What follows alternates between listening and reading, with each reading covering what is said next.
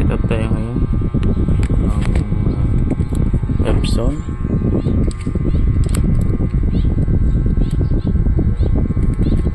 Okay. Sorry magulo. Set up lang tayo. Epson L120 printer head replacement.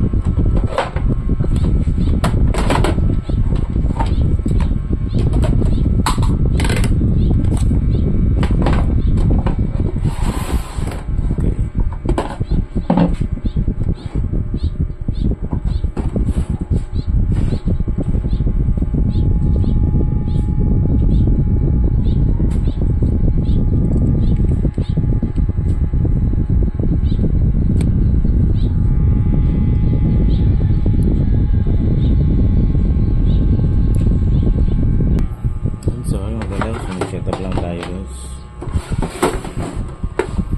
Ayan.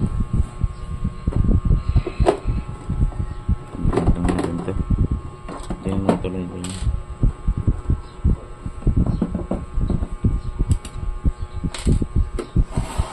Tapos may dalawang turon dito. Pasensya na kasi ngayon ng electric fan. Ang galing rin natin to.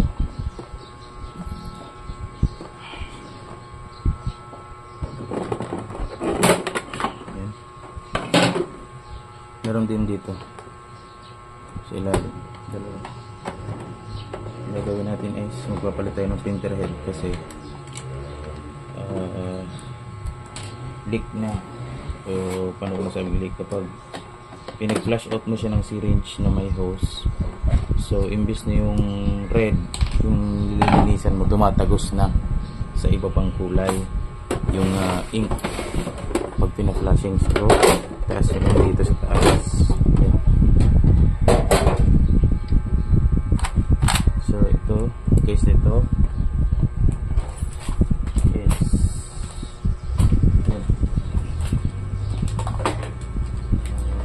walang tayong tools.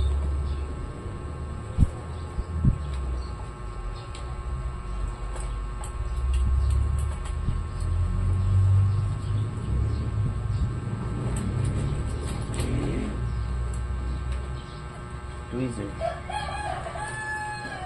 Ayan, sa ilalim kasi guys. Sundin nyo lang dito pagkaas. Okay, buto nyo ba? Taas nyo lang ito.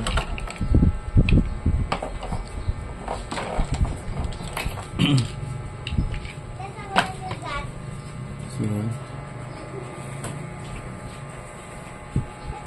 Susundutin nyo sa gilid.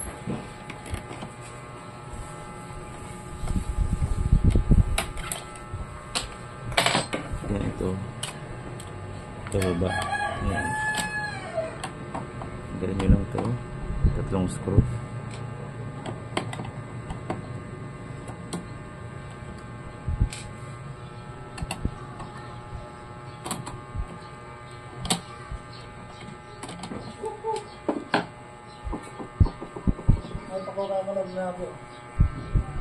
So yun, so tanggalin natin yung mga screws. So tanggalin natin pa itaas. Then tanggalin natin ito. Yan. Yan, printer head na luma. Okay, ito yung printer head na luma. Bumili tayo ng bago.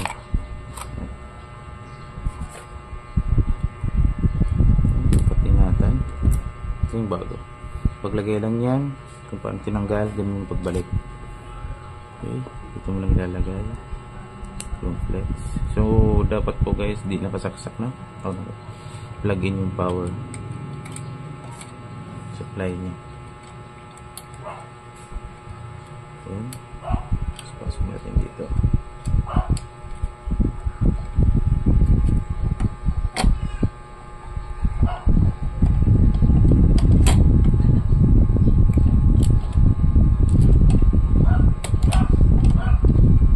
Parcel ikaw ito.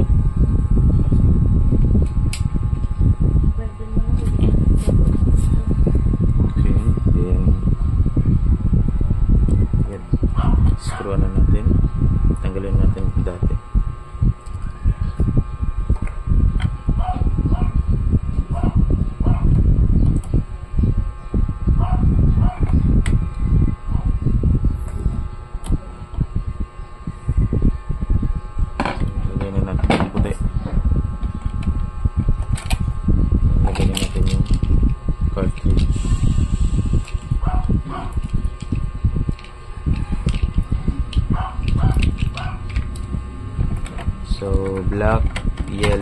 red and blue ang arrangement yan.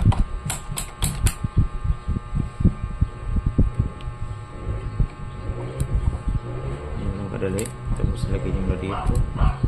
Ito. Laki yan. Okay. Next naman, hihigupin na natin yung ink dito sa hose nya para hindi tayo mag-cleaning na mag-cleaning. So, kapag testing kanina mamaya ito ko pang ganti. So, kapag test na konti na lang pala yung black dito. So, nakapunta na yung ink printer head.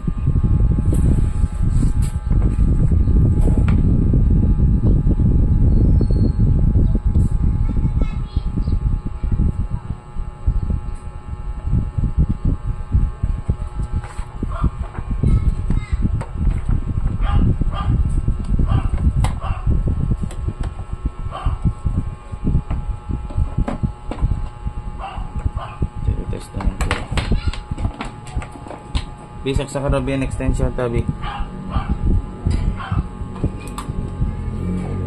Ang mo yung black. Ito sa may iraram. Ito sa may iraram mo tiin.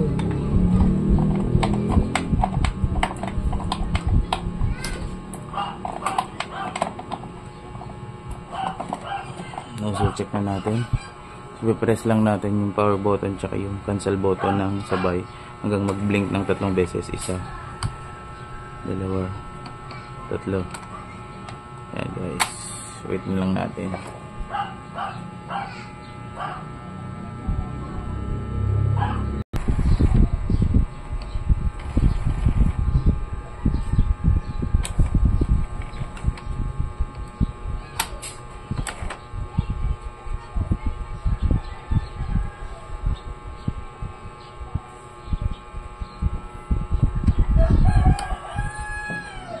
Nag-self-clean po siya.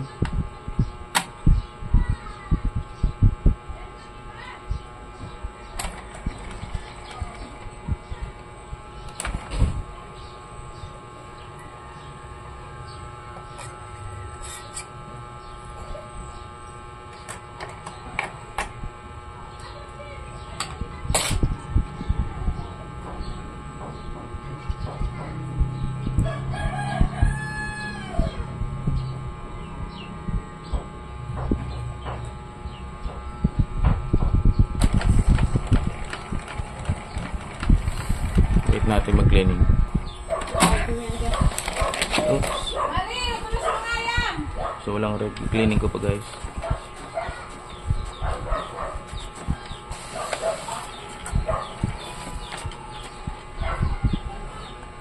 Cleaning ko lang muna guys. So at least meron na siyang ibang kulay. Okay. Okay. So yan, kompleto na guys. Kompleto ng may red. So cleaning natin ng isang beses.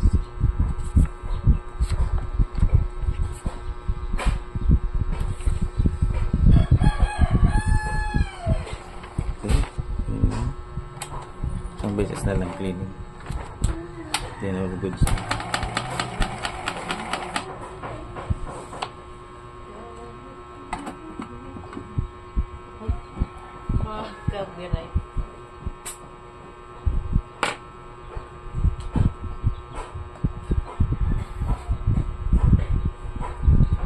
Sa pag manual cleaning naman guys, so yung sa L120 and L121, yung manual cleaning na hindi mo na kailangan i-head cleaning sa laptop o computer, i-press nyo lang yung cancel button ng long press. Ito yan. Yan. Yan. Okay, tapos hintayin yung umikot yung roller, automatic cleaning yan. Pag tumigil yan, patayin nyo, tsaka long press nyo ulit ng sabay at mag-blink ng 3 beses. Mag-print na yung nozzle check.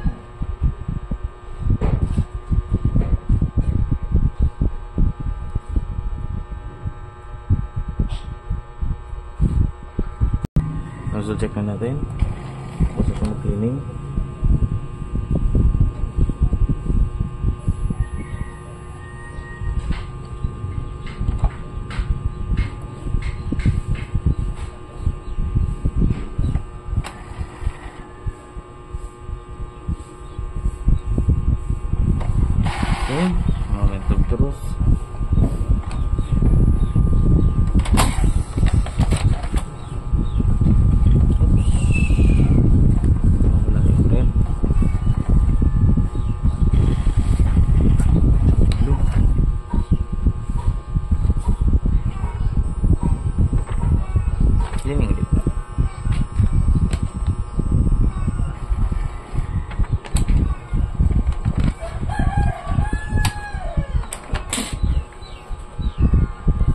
So, konting cleaning na lang to. Okay? So, umukay naman kanina yung ano niya, print out. So, clean ko na lang guys. So, ganun lang yung pag print pag change ng printer head. Then, ibabalik lang itong mga case. Tapos na.